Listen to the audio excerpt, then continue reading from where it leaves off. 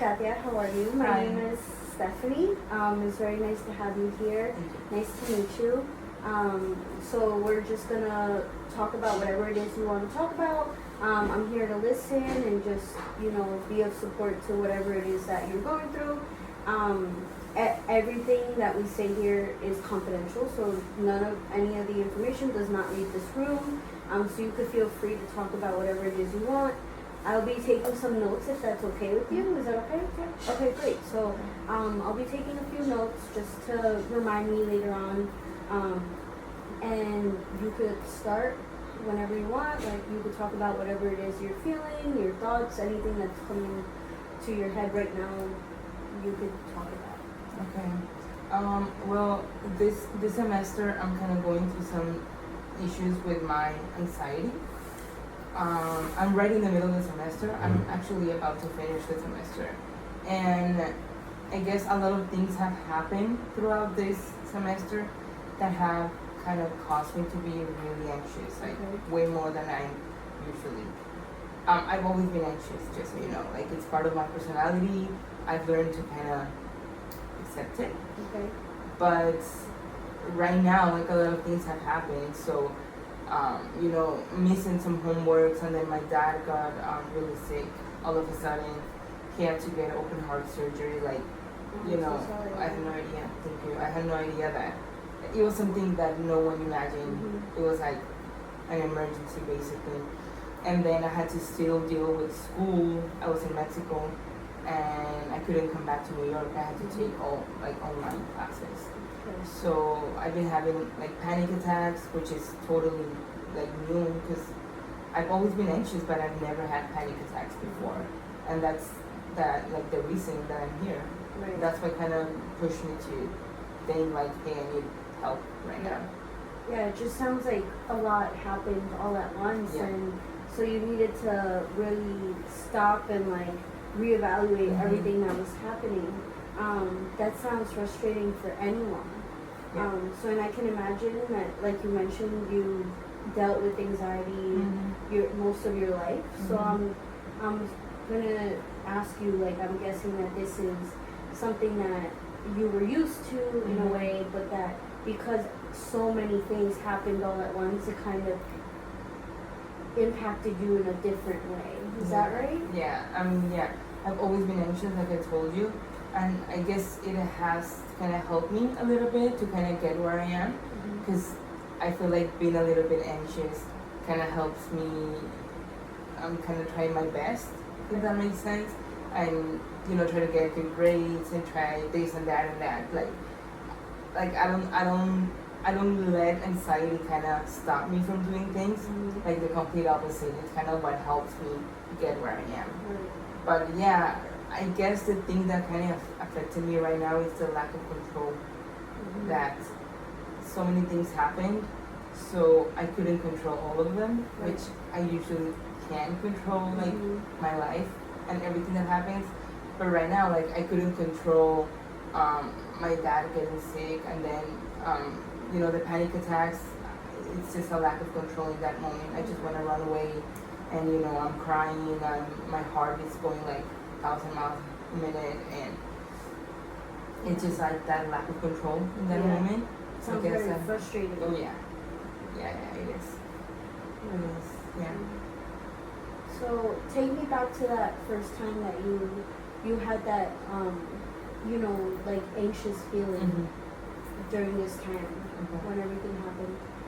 So the first panic attack that I had was I had a homework due on Blackboard, Okay. and it was due at midnight, but New York time. Okay. And I was in Mexico, so for me it was 9 p.m. Okay. So I guess I kind of got confused with the time, and I noticed at like 9:30 or something that I had forgotten to send the homework because it was already Right. midnight in New York. So that's when it happened. Like, I started like getting dizzy, and I started sweating and crying, and I wanted to run away. The whole spectrum of a panic attack did happen at that point. That's the first time that I've ever had a panic attack. Okay. So I guess it was scary in that moment, but not as much because like I'm going to school for psychology, so I know Okay. what a panic attack is. Right. But I've only read it in books. Right. I've never experienced it. Yeah. So yeah, and then after the panic attack, I usually spend like 3-4 days kind of disconnected. Like I don't want to get out of bed. If I do get out of bed, I don't want to get out of bed. Like I don't want to go out. Mm-hmm. I don't want to take a shower. I don't know. It takes me like 4 days to kind of go back to my rhythm of life. Right. Right. So it seems like that all that anxiety and that panic attack, it really like takes you out of who you are on a daily basis. Mm-hmm. So how were you able to deal with that this time, and how were you able to get out of that funk, to say it like that? The good thing that kind of helped me was that this panic attacks happened in Mexico Okay. when I was home. Mhm. So I always had my parents kind of around the house, like either they were in the kitchen or upstairs, somewhere around me, so they noticed Right. and they were able to kind of help me a little bit. So they You were know, a good support system. Yeah, just like my mom hugging me and be like, hey, that's like I get it, and my dad telling me that, hey, when I was in school, like I know how it is because I was always anxious. I know Mhm. that my dad has always been anxious, so that those things kind of helped me a lot. Right. But now that I'm back in New York, I just came back here. I'm kind of scared that if it happens here, like I live by myself, so Yeah. What would you do? Right. Is that what Yeah. comes across? yeah. So I want to learn not really how to control it, but I guess to control Mhm. the kind of the fit. Like Right. yeah, I have to work on my anxiety, but I'm kind of scared about the panic attacks right Right. now. You know?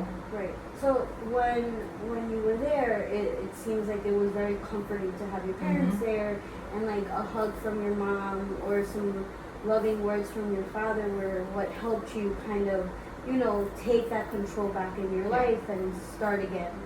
So have you found any other things that would have helped you during that time besides that support from your parents?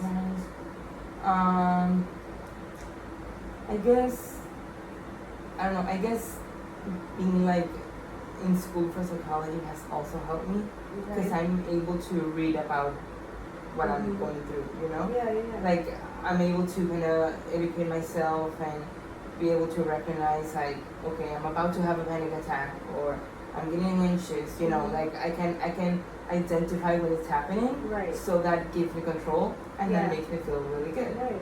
You know, besides having my parents and my boyfriend to kind of support me, which is great, but they're not always going to be there. Mhm. Being able to identify what is happening, Right. that has helped me like A a lot. Yeah. Oh, yeah, that sounds great. I mean, it seems like because of your experience in the field, you have been able to kind of help yourself. Mhm. But it's great to see that you would actually come and find Yeah. more help, more support system. And I hope to be that for you and just be able to listen to whatever it is that is happening and what you're going through. So would you be able to tell me what other things make you anxious? I know that all that situation Mhm. brought a whole lot of anxiety to your life. So Mhm. now that you're you're by yourself in New York, like what are other things that could possibly make you anxious? I've noticed that I've always been social, but since having all this kind of emotional roller coaster Right. back home, I've been like having a little bit of anxiety when it comes to social encounters with Okay. people. So if I go out with someone, like I go eat with friends and then I come back home, I sometimes like keep thinking about, I shouldn't have said that Mhm. or I should have said that, like, Right. those kind of things kind of stay in my mind for a while. Mhm. And then, small things in New York, like the subway being late, Okay. it kind of gives me a little bit of anxiety, but it never like causes like a lot of issues, I Okay. guess. But they're still there. Like Right. I can still feel something in my stomach when it's Mhm. like, oh, I'm gonna be late. I Right. hate being late. Right. So that kind of like, Mhm.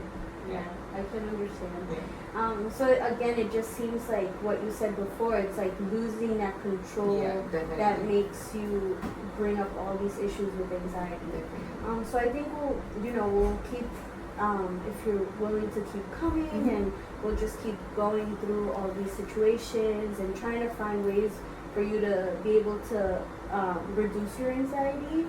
Maybe find techniques that could help you, and kind of switch maybe your thought process of what's happening in the moment, and you could be able to just make it like, okay, it's not the end of the world. There's other options in this situation. Yeah. So, and just helping you get out of bed when you don't feel like getting out of bed after something happened like that. And constant communication with your parents, I think, will be important for you. Not losing touch with them, even if it is through just FaceTime. Yeah. I think that support system is like one of the best options. So if you're willing to come back next time, Yeah, sure. we'll continue through these sessions, and hopefully everything will be of benefit to you. Thank you.